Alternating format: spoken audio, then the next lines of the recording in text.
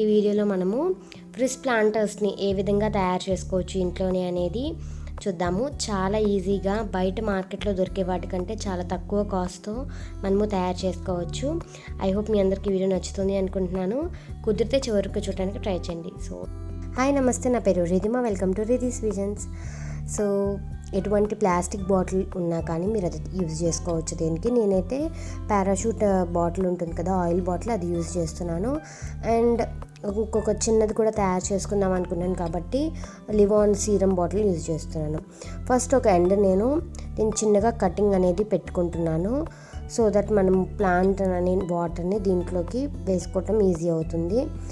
ఎప్పుడైతే మీరు ఆ ఎండ్ అనేది కట్ చేస్తున్నారో దాంట్లో అది ఆల్రెడీ ఆయిల్కి అది యూజ్ చేసింది కాబట్టి ఫస్ట్ దాన్ని కంప్లీట్గా వాష్ చేసుకోండి.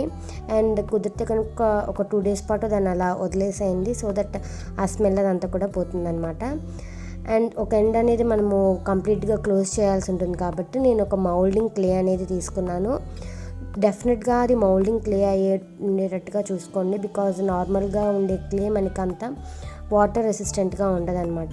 సో ఒక ఎండ్ మనకి ఉంటుంది కదా, సో అటువైపు నేను కంప్లీట్గా క్లోజ్ చేసేస్తున్నాను అనమాట యూజింగ్ మౌల్డింగ్ క్లే. ఇది క్లోజ్ చేసేసుకొని దీన్ని కొంచెం ఎక్స్ట్రా మనకి కావాలి అనుకుంటే దాన్ని ఈవెన్గా చేసుకోవడానికి పౌడర్ని అప్లై చేసుకోండి. అండ్ బ్యాక్ సైడ్ నేను ఫస్ట్ మ్యాగ్నెట్ని స్టిక్ చేసేసుకుంటున్నాను.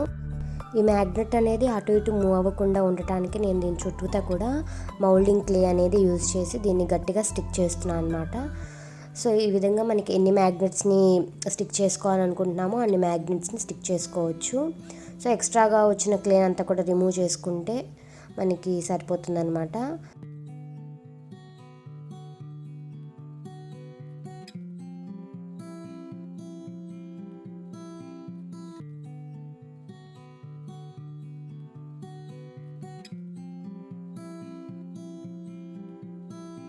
సో ఈ విధంగా నేను ఒక 3 మ్యాగ్నెట్స్ని స్టిక్ చేసుకున్నాను.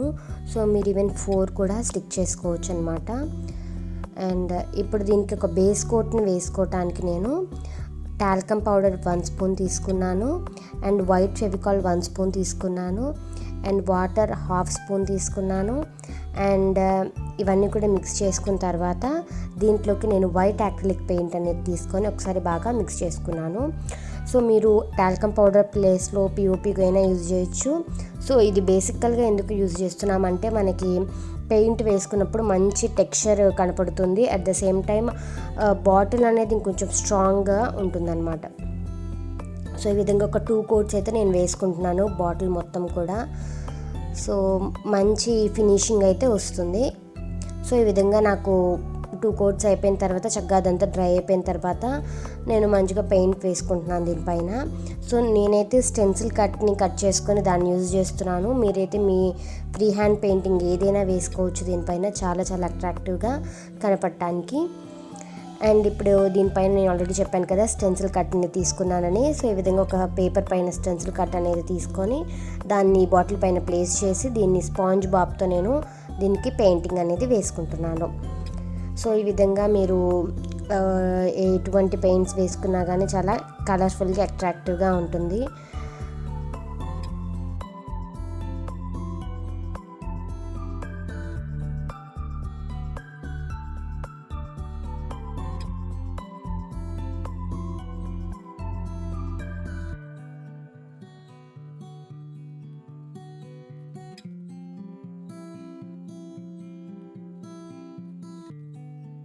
సో ఈ విధంగా నేను చక్కగా బాటిల్ అంతా కూడా మంచిగా పెయింట్ చేసుకున్నాను.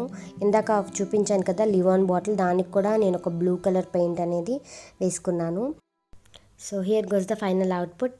నేను ఈ ప్లాంటర్స్లోకి బ్యాంబూ ప్లాంట్స్ని వేసుకున్నాను. చాలా చాలా అట్రాక్టివ్గా ఉన్నాయి.